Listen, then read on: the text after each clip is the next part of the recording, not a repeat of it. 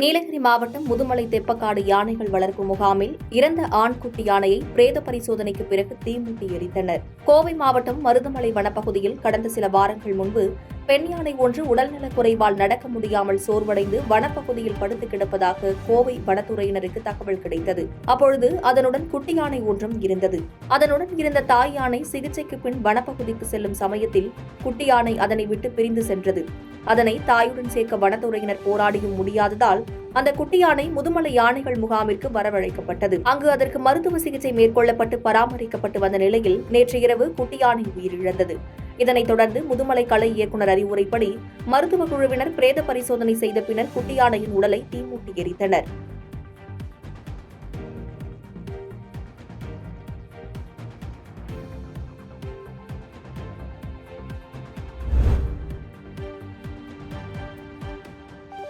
அருப்புக்கோட்டை ஒருங்கிணைந்த நீதிமன்ற வளாகத்தில் கூடுதல் மாவட்ட நீதிமன்றம் திறக்கப்பட உள்ள நிலையில் அதற்கான ஆயத்த பணிகளை உயர்நீதிமன்ற நீதிபதிகள் நேரில் பார்வையிட்டு ஆய்வு செய்தனர். விருதுநகர் மாவட்டம் அருப்புக்கோட்டை மதுரை சாலையில் ஒருங்கிணைந்த நீதிமன்றம் செயல்பட்டு வருகிறது. இந்த ஒருங்கிணைந்த நீதிமன்ற வளாகத்தில் தற்போது சார்பு நீதிமன்றம், குற்றவியல் நீதிமன்றம், முதன்மை மற்றும் கூடுதல் மாவட்ட உரிமையியல் நீதிமன்றங்கள் செயல்பட்டு வருகின்றன. இந்த ஒருங்கிணைந்த நீதிமன்ற வளாகத்தில் கூடுதல் மாவட்ட நீதிமன்றம் திறக்கப்பட உள்ளது. அதற்கான பணிகள் தற்போது விறுவிறுப்பாக நடைபெற்று வருகிறது.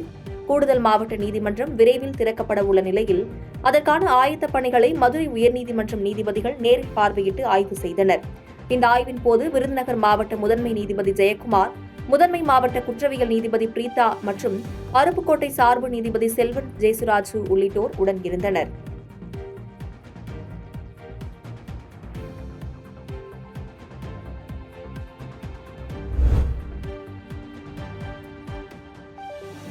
ஈரோட்டில் கேர்மாலம் சாலையில் காட்டு யானை ஆக்ரோஷமாக காரை துரத்தியதால் பரபரப்பு ஏற்பட்டது. ஈரோடு மாவட்டம் திம்பம் வழியாக கர்நாடக மாநிலம் கொல்லேகாலத்திற்கு கேர்மாலம் வழியாக தினமும் ஏராளமான வாகனங்கள் சென்று வருகின்றன.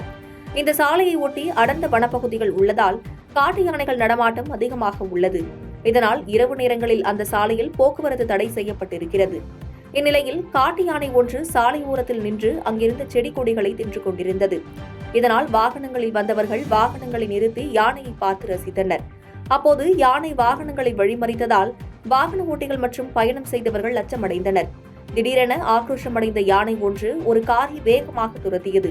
இதனால் அதிர்ச்சியடைந்த வாகன ஓட்டி காரை வேகமாக இயக்கி தப்பித்தார். இதனால் அங்கு பரபரப்பு ஏற்பட்டது.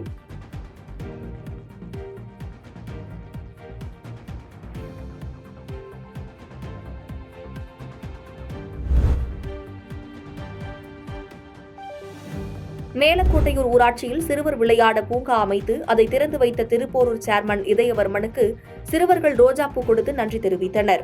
செங்கல்பட்டு மாவட்டம் திருப்போரூர் ஒன்றிய மேலக்கோட்டையூர் ஊராட்சியில் சிறுவர்கள் விளையாட விளையாட்டு பூங்கா வேண்டும் என ஊராட்சி மன்ற தலைவர் கௌதமி ஆறுமுகத்திடம் சிறுவர்களும் பெற்றோர்களும் கோரிக்கை வைத்திருந்தனர். அதன் பேரில் மேலக்கோட்டையூர் ஊராட்சி பொது நிதியிலிருந்து ரூபாய் 18 லட்சம் மதிப்பில் விளையாட்டு உபகரணங்கள், விளையாட்டு பூங்கா அமைத்தும் அதை சுற்றி 200 மீட்டர் நடைபாதை அமைத்தும் திறப்பு விழாவிற்கு தயாரானது. இந்த பூங்காவிற்கு கலைஞர் விளையாட்டு பூங்கா என பெயரிடப்பட்டு அதன் திறப்பு விழா மேலக்கோட்டையூர் ஊராட்சி மன்ற தலைவர் கௌதமி ஆறுமுகம் தலைமையில் நடைபெற்றது. சிறப்பு அழைப்பாளராக திருப்போரூர் சேர்மன் SRL இதயவர்மன் கலந்து கொண்டு ரிப்பன் வெட்டி திறந்து வைத்தார். பூங்காவை திறந்து வைத்த சேர்மன் இதயவர்மனுக்கு சிறுவர்கள் ரோஜாப்பூ கொடுத்து நன்றி தெரிவித்தனர்.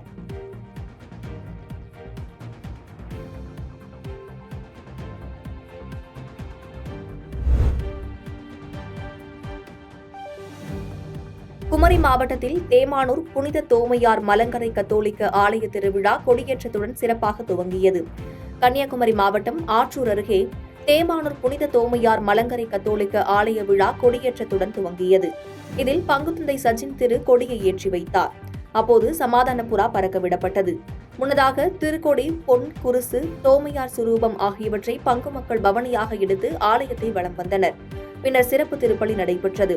5 நாட்கள் நடக்கும் இந்த திருவிழாவில் தினமும் திருப்பலி உட்பட பல சிறப்பு நிகழ்ச்சிகள் நடக்க உள்ளது. நிகழ்ச்சியில் திரளான பக்தர்கள் கலந்து கொண்டனர்.